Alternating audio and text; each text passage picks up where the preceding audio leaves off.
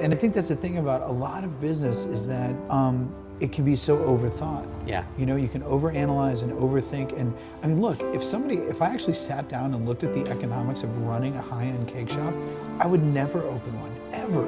This is a terrible business to be in, you know what I mean? Like, you know, Yeah.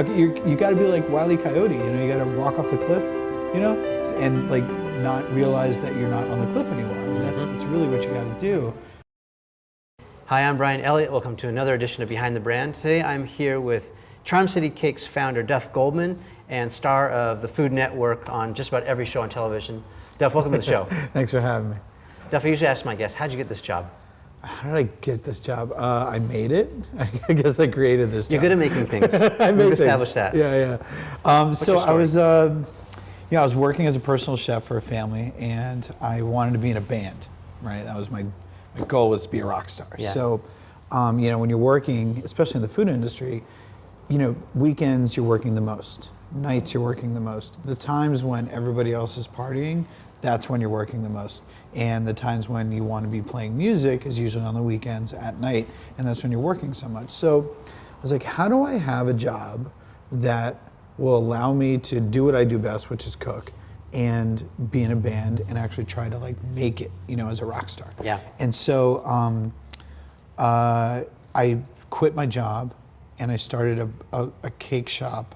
I mean, sort of, I quit my job, I built a website, and I started selling cakes out of my apartment in Baltimore.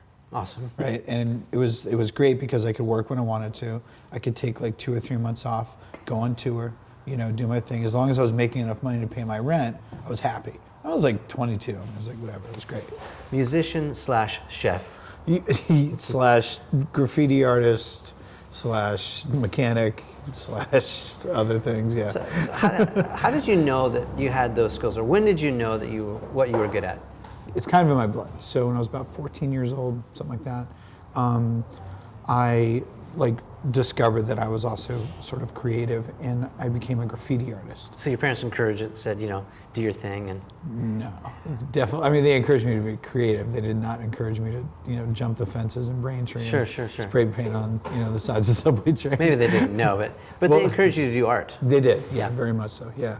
And so, you know, I you know, kind of got arrested quite a bit, and basically my mom and my parole officer got together and we're just like, listen, you know, you got to do something that's a little bit more, you know, conducive to your health and Yeah. to your career, and Yeah. you want to be a functioning member of society. And so I started welding. So I became a metal sculptor, and kind of had that same sort of excitement. You know, I was a guy. You know, I was like, Yeah. played a lot of sports, and you know, the art that I did, it had to be exciting. You know, I couldn't paint a picture. It wasn't really my thing. You know, Yeah.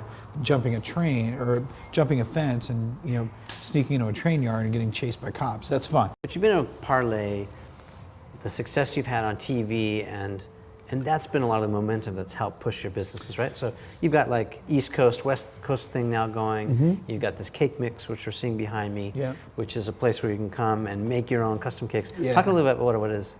Well, so Cake Mix is really cool. So, you know, what we do here at Charm City Cakes, you can't replicate this, right? This takes very special people, really amazing artists, and there's not many people in the world that can do this kind of work. The thing with Cake Mix is like, it's a very simple business. We bake cakes, we cover the cakes in fondant, we give it to you, and then you decorate it, and we give you all the stuff. Yeah. Really, it's a simple concept. So like kids come in for their parties, adults come in Totally, for yeah. dates. Yeah, people come in for dates. It's BYOB, and we're open late. You know, and it's West Hollywood. People have fun. And the thing is, that business we can replicate. This one, we're going to put it in every city in America. We're going to put them overseas. We're going to put them all over the place. Yeah. Because you can't franchise something that's this unique.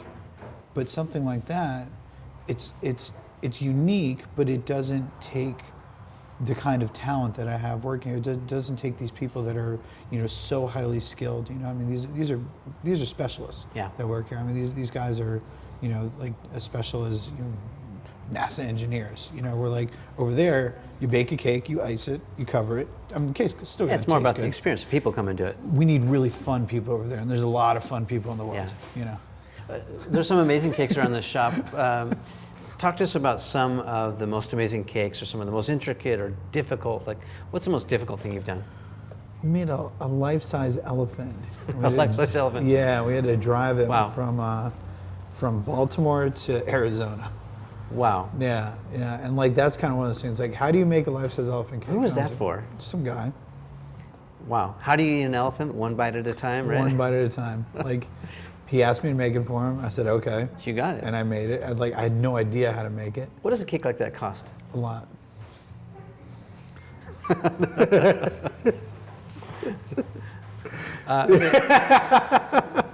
So what else you got? So you made an elephant. Made an elephant, and Okay. it's like that's kind of thing. It's like, I mean, if somebody came to you and said, "Listen, I'm going to pay you, whatever, just some crazy amount of money. I'm going to pay you a crazy amount of money. Yeah. I want you to make me a life-size edible elephant." I'd like to know what that elephant costs. I really would. was- Ballpark. Zoo park. It's like more than a camera, less than a house, Sure. So less than most houses. that sounds like 25,000 Times. plus shipping and. So, fine. The thing is, like, if somebody came to you, like, look, this is a bunch of money. Yeah. It's yours. Yeah. Make me a life-size edible elephant. You would figure it out. You're that kind of guy. Well, you're right. You I know, mean, I think like- that's a very important message. Like, if you feel capable of doing it, the answer should always be yes. Absolutely. Can you do this? Well, yeah. I think so. I mean, well, that's the thing. It's like, it's not even yes. It's like, the answer to yourself is, I think so. And if I don't know how to do it, I'll figure it out. Yeah. The answer to the client is, of course I can. Of course I can. That's Of right. course I can. I think the problem is sometimes we get stuck, right? Like there's a whole group of people that are thinking about doing something that never take action. Yeah. And there's a lot of reasons why. Maybe it's analysis paralysis, or maybe it's sort of that. Analysis paralysis. I've never heard that before. Yeah, it's not my term, but it's good. It's good. You just never do something. It's always like just thinking about it. And then there's a whole group of people that give into the shame tactics, right? Like shame tactics sound like this, like what gives you the right to be able to make a full-size elephant? You've never done that before, or. I don't understand. So like people will say stuff like, what qualifies you for that work? Because of the fact that you've never done it before, they say, right? This is what gets people stuck, is you've never done it before, therefore you shouldn't be able to do it, or you have no right even trying. Well, that who kind of does stuff. have the right to try it, though? I mean, that's the thing. It's like, so, like, with like shame tags, like I mean, that sounds silly, because it's like, all right, what gives you the right to make a life-size elephant cake? Well, because I have the balls to try. Yeah, but Basically, I mean, it's like, that's it. it sounds obvious though, right? But I do think a lot of people get stuck in that, and maybe that's so overt that it seems ridiculous, but there's some form of that going on in our heads, which, it can be boiled down to fear, but ultimately I think it can be traced back to these sort of shame tactics that we hear from the peanut gallery, or from the people that make decisions, whether that's, the bosses, or the man, the status quo. Sure. You know. Listen, I'm a cake decorator. Yeah. Look at me. I look like a bouncer. Or maybe You ride a somebody got motorcycle. bounced. Yeah, I ride motorcycles. You're wearing camo. I wear camo. I'm Yeah. in a band. It's like there's nothing about me that says cake decorator except for the whisk that's tattooed on my arm, right? Like, Yeah. and people That's awesome. like, when I started competing in cakes, I would go to these like cake competitions, and everybody's like in their 50s and 60s, and they're very like, the cake decorating community is a very traditional community. I think of it as a lot of French guys. They don't like me. They Okay. don't like us. They don't like my staff. They don't like what I do. Because I've taken the whole thing and turned it on its head. Yeah. I didn't mean to. You're a disruptor. I didn't mean to disrupt them. I mean, the reason why we did this was because I was just trying to make enough money to pay my rent so I could be in a band. Yeah. So people would come and say, hey, will you make me a cake that shoots fireworks? I'd say, okay. And I'd do it because I wanted the money, not because I wanted to change an industry. Yeah. Which is kind of cool because then I changed the industry. Yeah. But it's definitely, every cake decorator tells me that I should not be a cake decorator. And then I tell every cake decorator that they wish they were me. How did you get discovered? So you got this successful career on Food Network.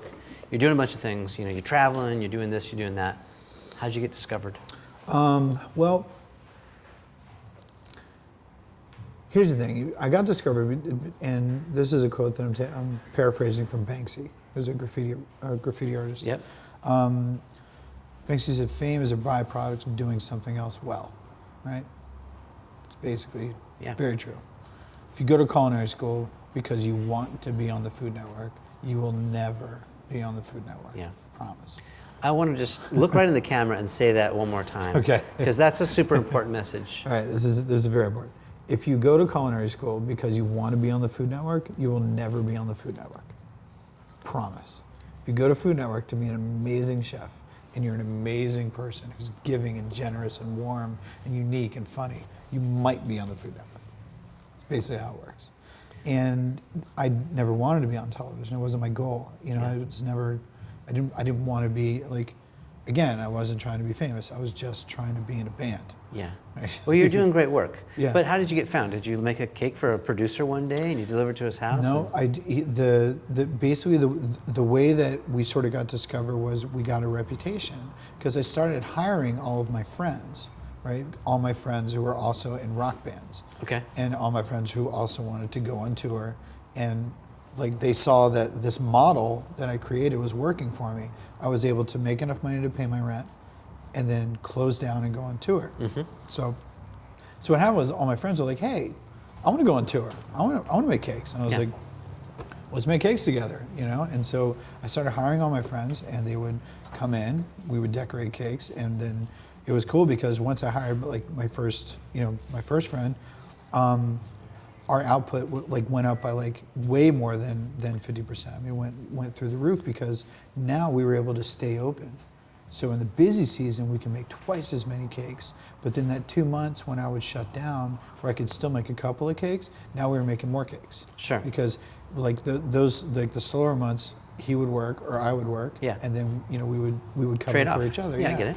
And so then we hired another guy, and then we hired another guy. And so then basically it was a group of dudes in metal bands with tattoos making these beautiful, elegant wedding cakes. So you did kind of go against the grain. I mean, part of the rule of business, you know, everyone kind of knows you don't hire your friends, you don't hire your family.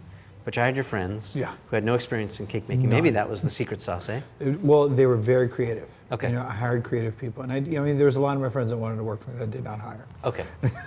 You know, So we'll make that clear. Yeah, I mean, I hired the good ones. You know, but it was like, you know, it was. We all had a common goal. Our goal was we want to play music. Yeah.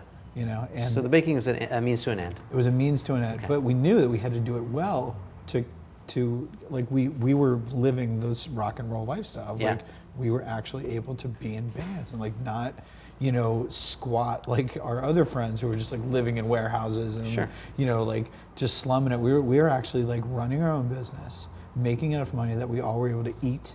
We were all able to like replace the strings on our guitars and like, you know, have enough gas money to get from one town to the next to go play music. I mean, it was a great thing.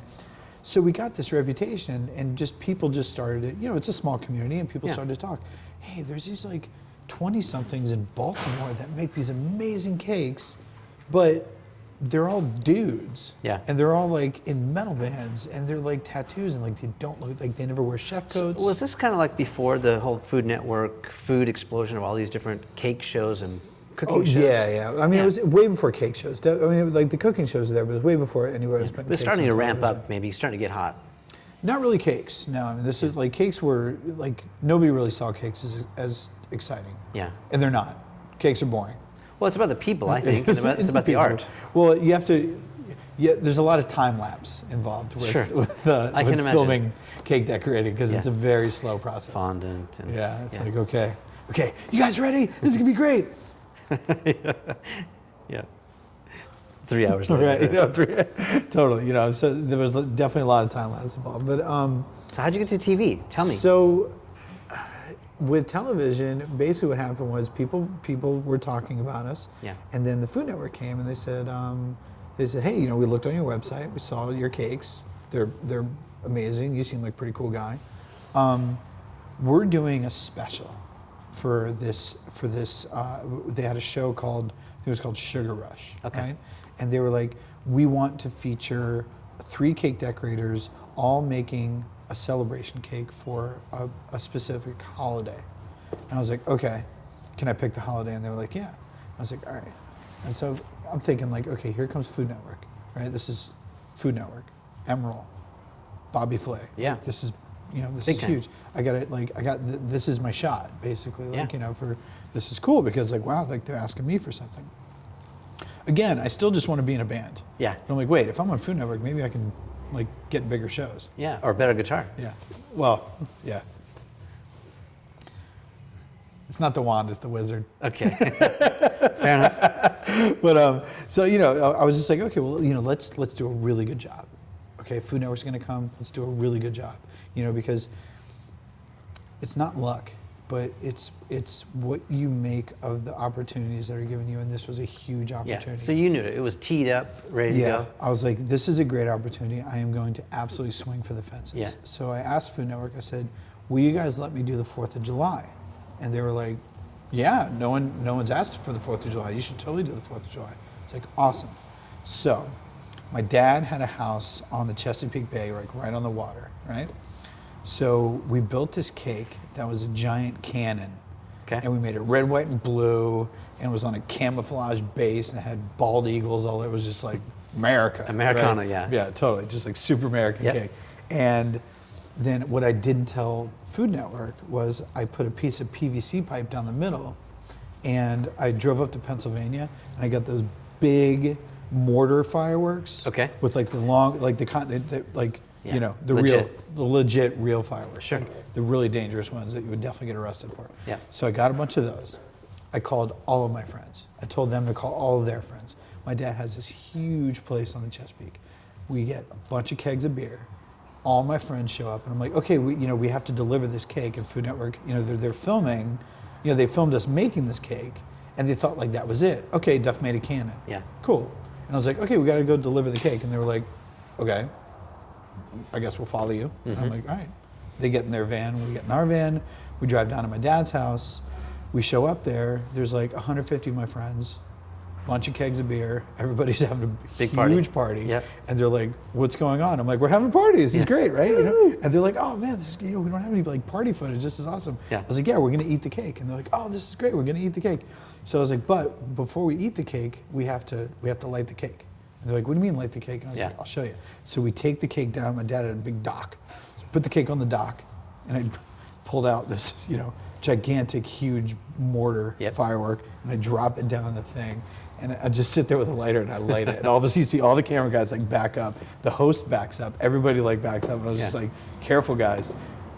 Boom, and this thing goes off. It is just a huge, like big, giant explosion. Yeah. And they were just like, all the camera guys, they're following, like, what? You're crazy. And so I was just like, we lit off like, I don't know, probably 30 of these huge mortars. Yeah. And then the cops showed up. So the helicopter like flew over and was just like a spotlight, just like, halt, cease and desist, all this stuff, you know what I mean? And Food Network's like, you're insane, we're out of here. So they like roll out, and like all my friends were like, yeah, we're all laughing because like we're all a bunch of dumb shits in bands. Yeah, but like so they're probably thinking, he's a showman, you're crazy, you're on hired. the ground, Yeah. they were like, you're insane, we're out of here. Yeah. They got this footage back to Food Network, and they're like, okay, so here's this pastry chef, okay, I'm making a turkey cake for Thanksgiving. Here's this pastry chef, okay, I'm making a Christmas tree, it's Christmas. And then here's this guy. Yeah. Lighting on fireworks. Over the top, you crush it. Right, doing keg stands, whatever. And they were and so the guys at Food Network were like, this dude's amazing. Like, this is hilarious. He's a personality, we want that. We Totally. want to bottle that energy. Yeah, and then they asked me, back, and they were like, hey, will you do a competition for us? We have these cake decorating competitions that we televise. Now back then, they were really boring. I mean, it's just like a bunch of old people sitting in a room decorating cakes. And it's like, you're the winner. Yay, $5,000. Okay, great. It was like that. So me and my sous chef get there and to our first competition, and everybody's like practicing. Everybody's in their chef coats. Everybody's getting ready for the competition. And the competition was at Sea Island, Georgia. And so everybody was like practicing and setting up and getting all their stuff ready. I was like, wait a minute, don't they have a gun range here? And the people were like, yeah, they do. And I was just like, we're gonna go shoot skeet Is that like this is like the day before the competition? Like Yeah. instead of like practicing and running through. Yeah. Okay, first we're Getting gonna loose. Yeah, I was like, let's go shoot guns, So we went and shot guns. So the camera crew came with us, and they were like filming us like shooting guns, and it was hilarious because like we're just shooting shotguns. Good old boys having a good time. Right, having fun, Yeah. and like so, and then there was basically 3 camera crews, and there was like 8 teams of cake decorators. And for some reason, every time they came to, there's one crew that every time they filmed me, I would break something, right? Yeah, bull in a china shop. It was just like, there was just something about like this one, it was like, 3 crews, it was like producer, sound guy, DP, Yeah. right? And every time this one crew showed up, something would snap, something would break, something would go wrong. And so like they came by and like I just like looked right at the guy, or I actually looked right at the camera, and I was just like, listen, if you come by here one more time, right? I was obviously kidding. I was just like messing with the guy, and I'm like, okay, it's Food Network. They're obviously not going to use that. Yeah. Well, they use that in the promo. Awesome. Right? So it's like that was the promo. It's like BP just like right in the camera. I'm going to kick your bleep ass. Like it's funny, and I was like, holy crap. So what they did was, when they cut the episode together, it was exactly like all of their other episodes. But then all of a sudden they had this new element. Yeah. Where everybody is like diligent and working and doing their thing, and they're showing everybody getting ready. Yeah. And then they cut to pull. Yeah. You know what I mean? And they're like, wow, this, and like I mean, I kind of knew what I was doing, not really, but I mean, I knew I was playing to the camera. I mean, they were there, and I was like, well, this will be funny. Yeah. And so all the people watching, they were like, I didn't win, by the way. I've never won. I have never won a single competition on television. That's awesome. That's my Claim to fame. It's just, that's how I roll. Yeah. I don't win. Yeah. But I always win. Same thing. So it's like, I did come in 3rd though. Like 3rd out of 8, not bad, especially because I was like 30 years younger than the next pastry chef. And the thing was, they were like, this guy's good television. Yeah. So they were like, hey, will you come back? And I was like, of course I'll come back. And so I kept doing these competitions, and it was always a disaster, right? It was we either like almost won, or we would absolutely just go down in flames. Yeah. Right. We gave them drama. Great TV. And we gave them great TV. Yeah. We gave them humor. I was always funny. It was really like engaging, and not always sober, which is also good television. So it sounds like your message is, I mean, no matter what you're doing, it sounds like your message is all about being true to yourself, having fun, making a great product, and making people happy. If you don't believe in what you're doing, and even if it's like if I didn't believe in myself on television, I wouldn't have come across. Yeah. It would have been lame. Like if I was at act like I don't know. If right now I was actually trying to sell you something, or like sell my brand, or like do like pitch or something, yeah. Pitch anything, it would come across like this would seem really phony. Yeah. But like it's not. Just don't email me with an offer. I'm not selling. You got a spatula or something, signature spatula somewhere for sale, right? I'm sure somewhere. But like, you know what I mean? Like, it's like, you really have to believe in what you're doing. If you don't believe in what you're doing, then why would somebody else believe in it? Yeah, people are gonna see right through it, right? And if I don't believe in it, why would my employees believe in it? So let's get a little personal for a second. Sure. So you are running a successful business. You've been on TV. You're a Food Network star. You're doing lots of things. What keeps you up at night? Like, what are you afraid of?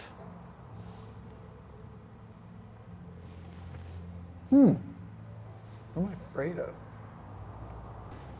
Honestly, at this point, it's not the big stuff that keeps me up at night. It's the little stuff. It's the individual cakes. Like I know what cakes we have going out every week in Baltimore and in Los Angeles, and it's like, man, I hope we get those dogs right, or I hope that this delivery goes smooth, because the last time we delivered there, we were 15 minutes late, or something like that. Like, I definitely still have cake nightmares, and So it's about reputation. reputation. You're only as good as your last cake, even me, right? Everybody, like, listen, people know me in Asia, in Africa, in Europe, in South America. I mean, people, they know who I am, and that's great, and I love it, but it doesn't matter. And what I mean by it doesn't matter is that you're only as good as your last cake. Yeah. Make a bad cake, everyone's, especially me. I got a huge target on my back. Literally leaves a bad taste in your mouth. Literally leaves a bad taste in your mouth. But yeah, I mean, I honestly I worry about not having cake nightmares.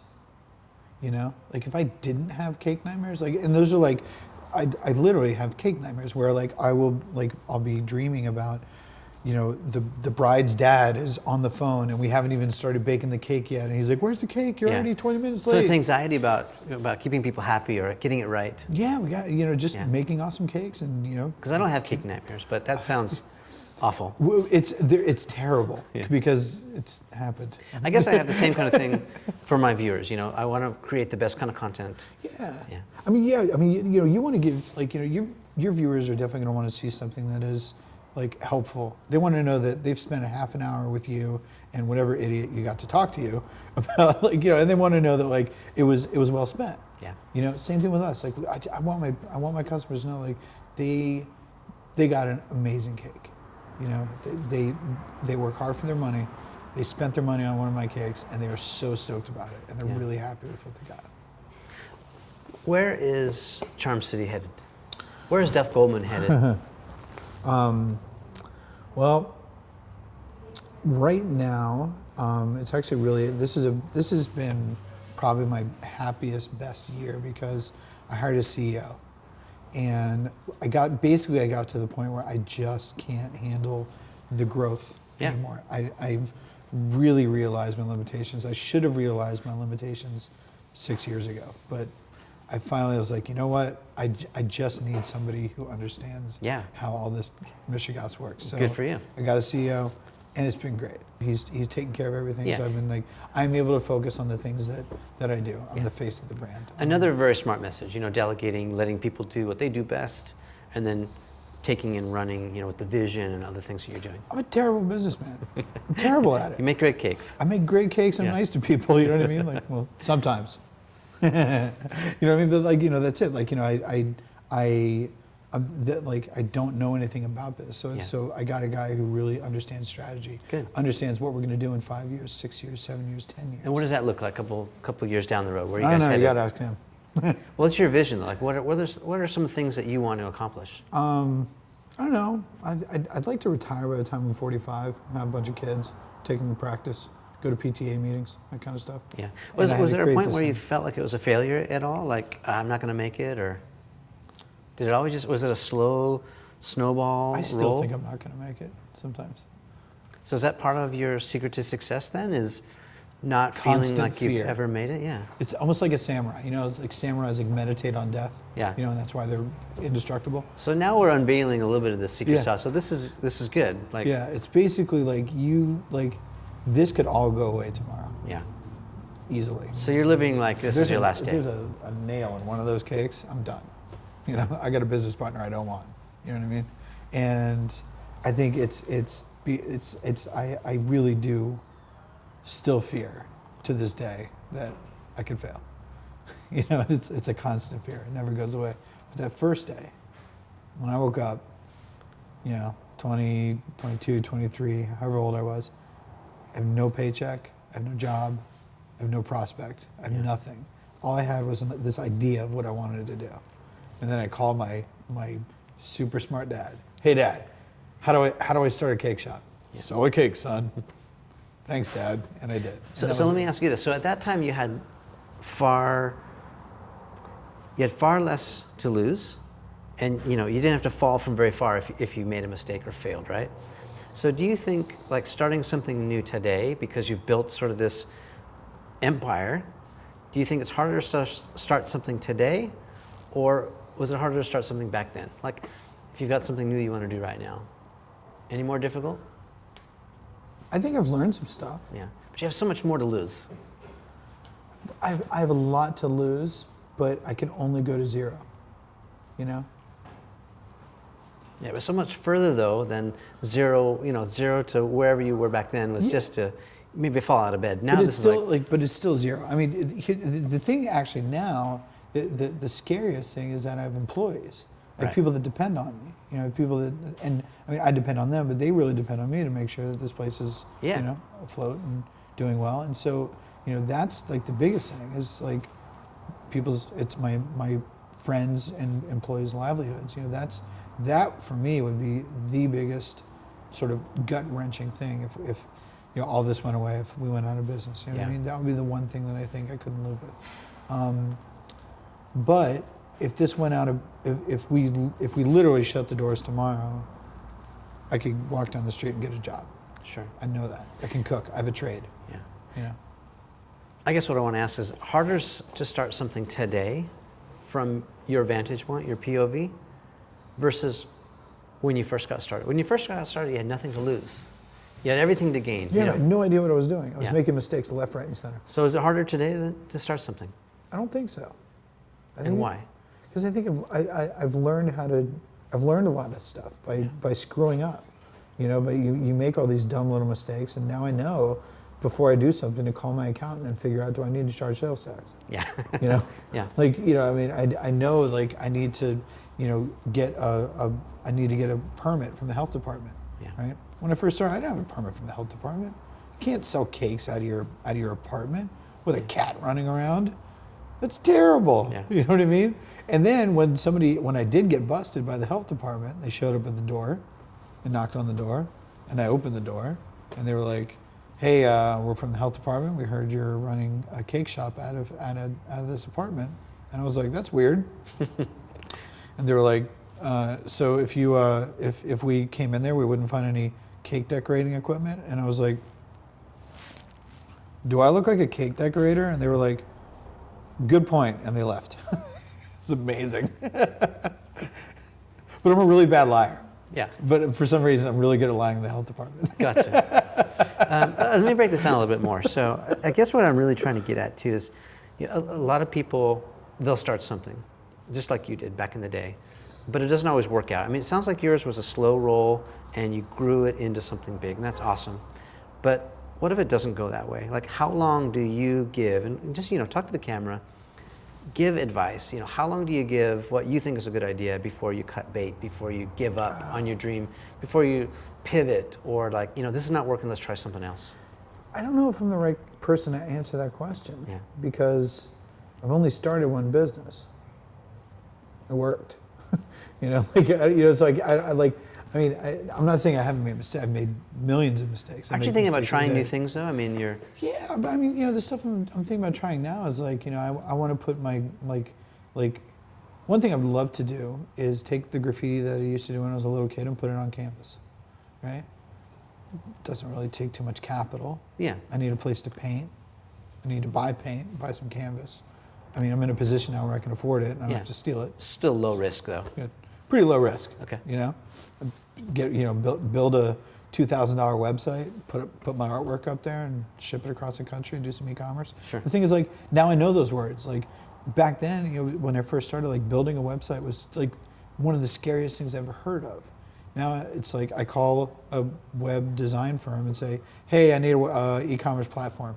Boom. Done. Yeah. Like, I don't even think about it. Out of the box, yeah. So, it's like, even for somebody who wanted to start an e-commerce platform that sold canvases of paint, and that was it, which is probably the easiest business in the world to run. Not necessarily the most profitable, but very easy to run, right? Canvas, really hard to mess up. You can wrap it up and you ship it all over easily. It's not sensitive to temperature. It's not sensitive to time. Yeah. You're shipping art. Big deal. It's like, it's easy. It's cardboard. Yeah. It's canvas. It's whatever. So like, this is a really easy business. Even that, you can overthink that to the nth degree. Yeah. So your message is just go for it. just go for it. Yeah. Here's the thing, though. Yeah. You gotta have fun. You do have to have fun. You have to have fun. Yeah. Even if you're sitting here talking about something as boring as business, you have to have fun with it. Right? I'm having a blast. Right? I mean, that's the thing. It's like, with business, look, bottom line is important. You gotta make money, right? You gotta make money. And you cannot apologize for wanting to make money. We want to make money. That's what we do. It's a function of good work, though. This is America. Yeah. We make money for a living. That's what we do. Right? This is not for kicks and giggles. Right. This is what we do. Yeah. So, that's obviously very important, right? Making good product, very important. Keeping your customers happy, good customer service, it's really important. All this stuff is really important. But at the end of the day, you got to go home. You got to think about what you did that day, right? this is fun. This is what I do for a living. Yeah. I make cakes. How do you come up with a cake price? Is it based on hours? So basically, like to price a wedding cake, you look at the size of the engagement ring diamond. Okay. That's basically. Okay. Now give me a straight answer. Like I'm really curious. So let's talk about price strategy for just a second. So for a cake, basically what you do is you listen to the you listen to the client and you figure out what it is that they're looking for. Now that I've been doing this for 14 years now, 12 years, 14, 12 years I've owned Charm City Cakes. I've been doing this for 12 years. I've been pricing wedding cakes for 12 years now. Somebody can tell me, okay, I want a blue cake, I want it to be this big, I want to have this on top, I want to have, this design on it. I can say, okay, that's probably going to take one of my guys about 25 hours. Yeah. Okay? And I know what that's going to cost me. I know it's going to cost me in materials, I know it's going to cost me in labor, I know what my overhead is, I know what my fixed costs are, I know what my variable costs are. Yeah. And I can generally figure out, okay, if I want to make like 5%, then it'll be this much. If I want to make 50%, it'll be this much. Gotcha. And then you basically, what your cutoff is. And then you ask people, you figure out what is your budget? What's your budget? Yeah. I mean, how much do you want to spend on your cake? Yeah. Because the thing about cakes is you get what you pay for. And that is an absolute truth. Okay. You get what you pay for. Good to know. If you buy a cake for $50, if somebody says they're going to make you a 7-tier wedding cake for $50, you're going to get a $50 7-tier wedding cake. Yeah. Enjoy that. More cardboard than cake, probably. Right. Gotcha. So you just, that's really how you do it. Now, like words that I just use: fixed costs, variable costs, things, overhead, all that stuff. I didn't know that until a year ago when I hired the CEO, and he's like, "Well, what are your variable costs?" I'm like, "My what?" He's just like, "Oh, whoopsie, this could be long." Like, I don't know. Give us some parting words. Imagine that you're talking to people who want to get a new business started. That could be a Charm City Cakes version of whatever, or some other kind of business. What advice, what tips would you give?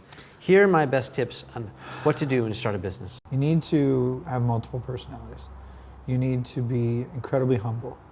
And you need to be able to listen to anybody, be it a 12-year-old kid or my dad, business guru, right?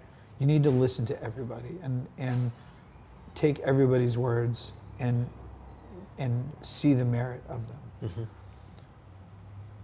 At the same time, you need to be so disgustingly egotistical. You have to so believe in yourself so hard. But you can't tell anybody that. You can't you can't show them that. It just has to be in there. Yeah. That has to be like way, way deep down. That's just for you. I got this, basically. Yeah, you got this. Come at me, bro. You want to open up a competing business across the street? Awesome. You know what? Open 2. Because then I'll just beat you that much harder. You know what I mean? You need that confidence. That definite confidence. You need that confidence. But that confidence is unattractive. Okay. You don't want to ever. You want to let people know that you believe in yourself. You never want to let people know that you can destroy the competition. Yeah, it's not about arrogance. It's not about arrogance. Yeah. It's not at all about it. I mean, arrogance is silly. It's just never a good look.